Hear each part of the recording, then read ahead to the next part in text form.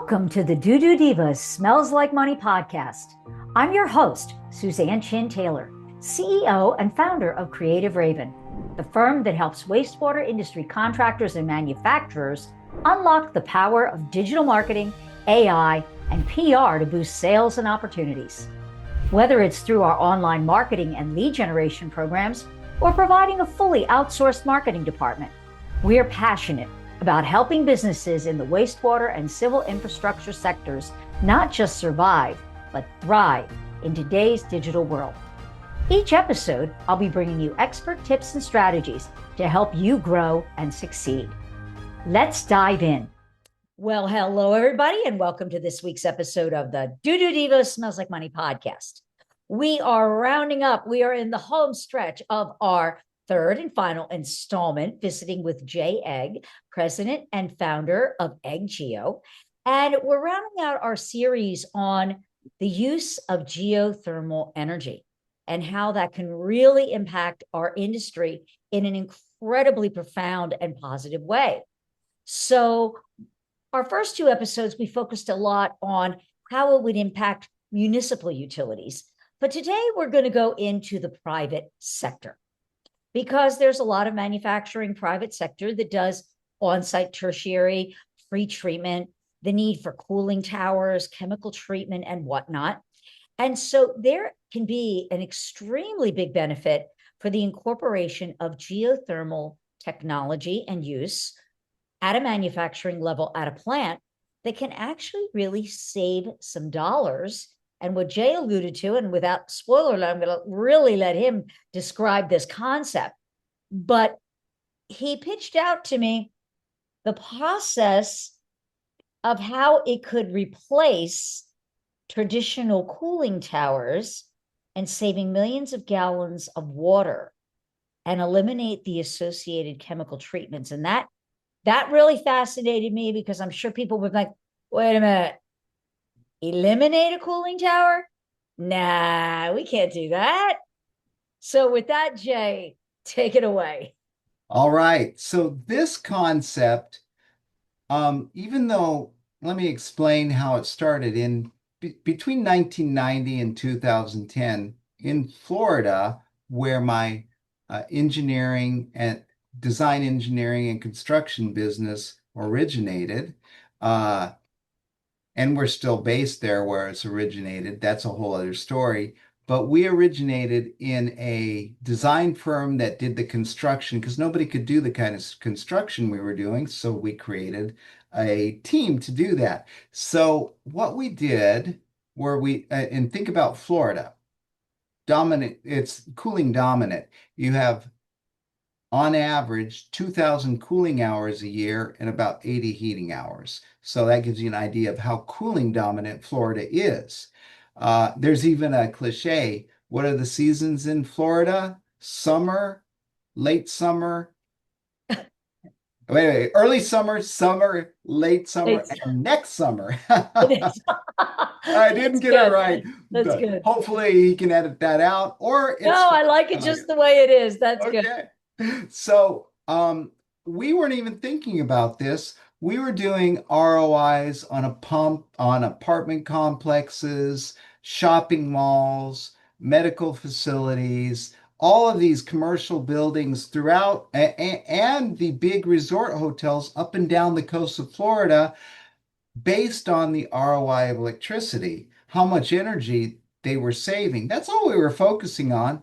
But by the way, they turned off their cooling towers. And I thought, that's pretty cool. They say, well, do I need this? And, no, you can take it off. You can leave it there for a backup, whatever you want to do, but you don't need it anymore. Okay. So here I am, just dumb and happy as a quote, geothermal engineer. And so we did these for years. And then I got retained by Bosch Thermotechnology. That is the car electrics component maker. And they wanted to break into the United States with a new heat pump line that did geothermal heat pumps. So I was part of a strategic marketing team, and I did basically all of their subject matter expertise for 3 years. So we brought Bosch into they started manufacturing in Fort Lauderdale. They bought a heat pump manufacturer there, started manufacturing a Bosch brand of geothermal heat pumps, and they founded Bosch Thermotechnology, American made. Great stuff, right?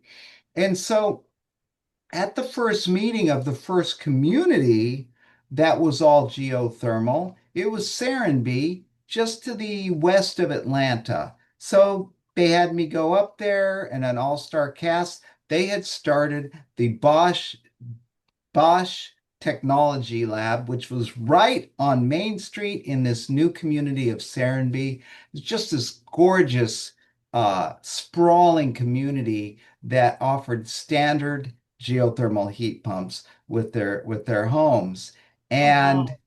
one of the subject matter experts, a longtime friend of mine, who was doing a presentation privately to the board of directors, said something that I keyed in on. His name is Jack Deanna. He's the president or the chairman of the board of directors at the International Ground Source Heat Pump Association. Work with them all the time. Our companies, we're charter members of IGSHPA from 1992. I got trained at OSU where it was founded. So we have a long history there. So I uh, I was there with Jack, who was representing industry as an industry consultant, and myself, who had just released a textbook on the technologies. This is around 2013 also.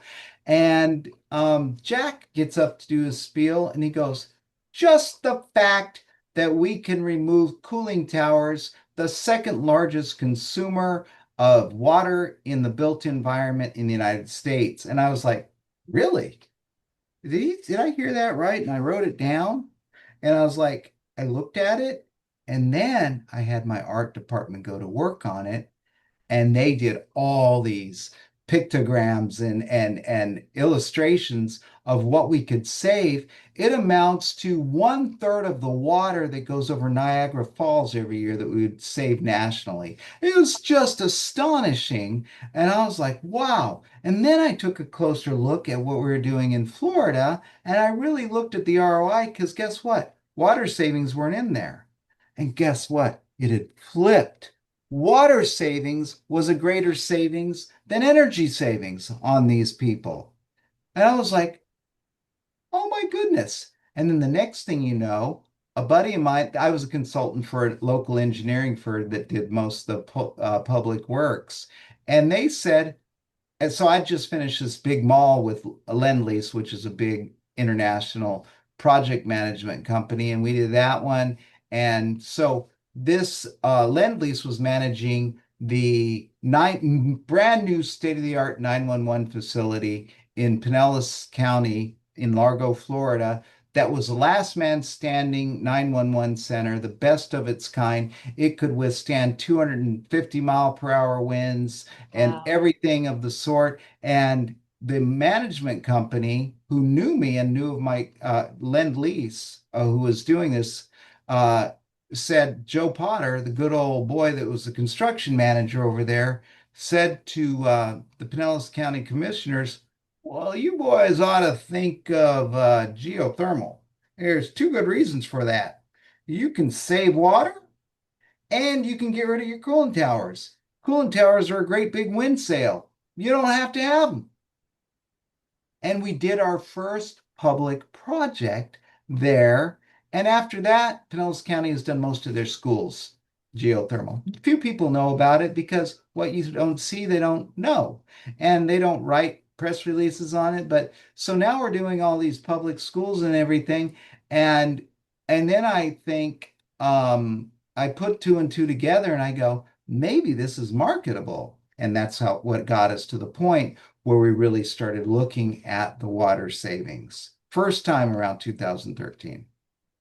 For private industry, for whatever has to be done in manufacturing.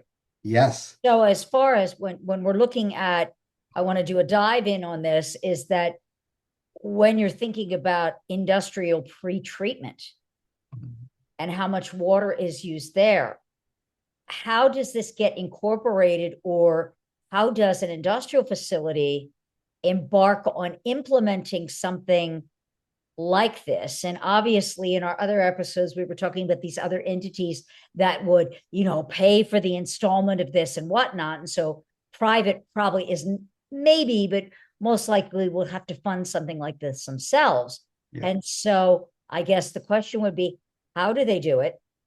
How long would it take? What would they be looking at as far as an investment?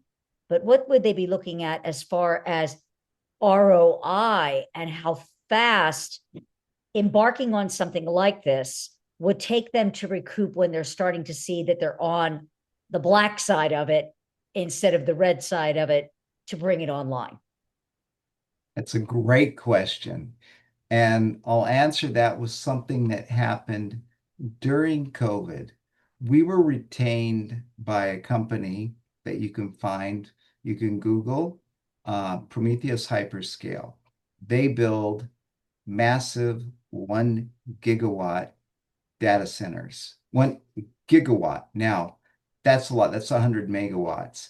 1 gigawatt is enough to power a city of 300,000 people. Mm.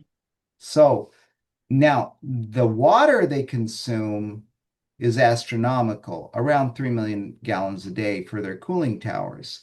So this company immediately recognized this. They were searching internationally for an answer because they were already having problems with water rights. And so they contacted us and made us one of their prime partners and a consultant. And currently they're working on 7 massive data centers strategically placed in hubs throughout the United States.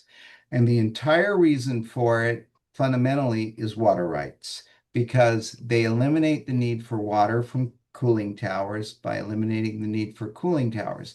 Now, that's a lot of heat. So, strategically speaking, it's hard to put that much heat into one resource on a small footprint.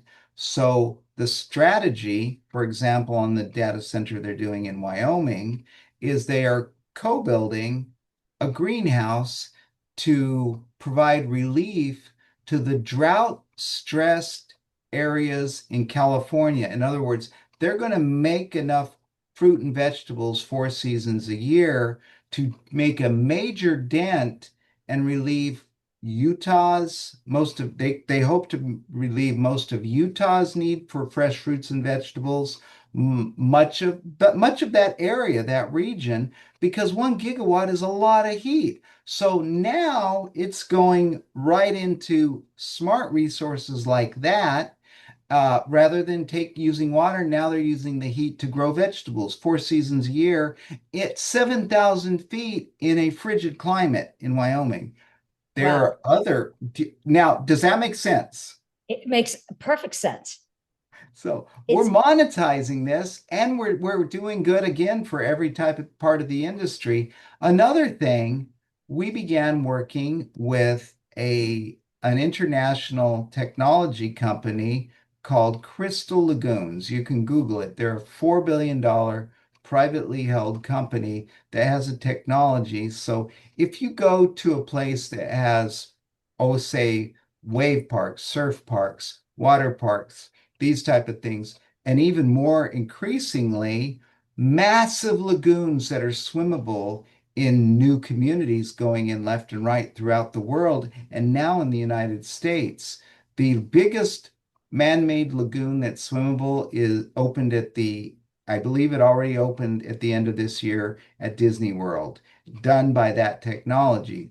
What they partnered with us to do is provide heating in strategic areas off of wastewater treatment plants. So rather than using that energy through cooling towers to evaporate that heat, they strategically place these resorts or these communities. They're beginning to see the writing on the wall, and they can get free heat year round for their lagoon in the coldest areas. They can make a swimmable lagoon in Illinois all year round. Can you imagine that? 100 acres. It's not even putting a dent in the amount of energy we have available, and it eliminates the cooling towers. Isn't this crazy? This is what integrated utilities does. Right. And it's just any manufacturing facility, whether it's food or beverage, has to do pre-treatment, big energy, big cost for pre-treatment, tertiary treatment, the cooling towers. Just if they can find a way to reduce the energy footprint, produce their own, it's just a win-win. Yeah, and And if you it think about it, wins when by they use that water, when you were saying that water has to be treated chemically yeah, before it gets released to the public sewer system. And so then if you're doing that and you're recirculating the water, as you said, with this, that's less water that is coming into the municipal system that has to be treated. So you're that's right. reducing the burden on the public utility as well. So all of this is just like all of these concepts that we've been talking about, it's just wins for everyone. It's just thinking about things in a different way.